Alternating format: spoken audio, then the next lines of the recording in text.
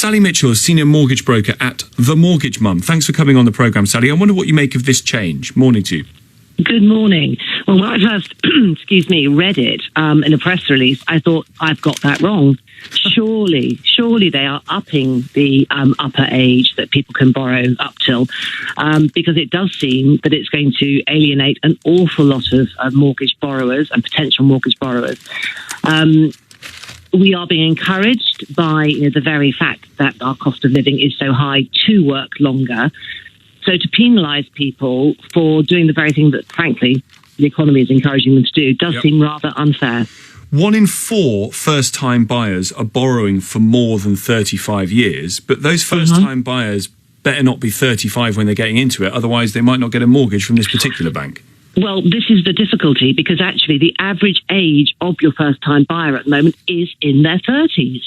So, it's sort of a double whammy. You're penalised at the beginning and you're penalised at the end, at the upper end of the spectrum.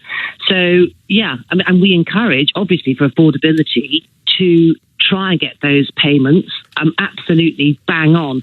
And quite often that does mean stretching your state retirement age. And also, people want to be able to work. We're all living longer. There is this sort of, not expectation, but there's this desire with a lot of people to be able to work past their state age. And you're sort of cutting that off as well, that choice.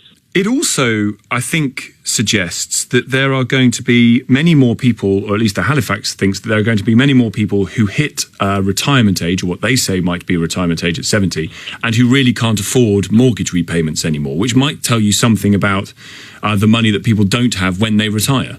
Well, absolutely. I mean, they're not saying that they won't lend past 70. They're saying that they won't take your earned income, your PAYE income, as evidence past 70. So if you're lucky enough to have a private income, a private pension fund, lovely, a slush fund, you'll be okay. But as you say, I don't know very many people who've got that facility. No. And if they did have, they've probably dipped into it to help their poor first-time buyer children get on the ladder. Do you think, Sally, this is another example of people not only being squeezed at the early parts of their careers to try and be able to afford a house, but also perhaps at the end of their careers as they reach their retirement age, and will mean that fewer people will be able to afford their own homes now?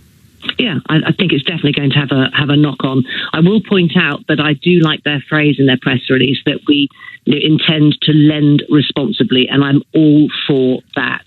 But I really think there should be some sort of investigation as to the feasibility and plausibility of someone working past state retirement, if that's what they say they're going to do.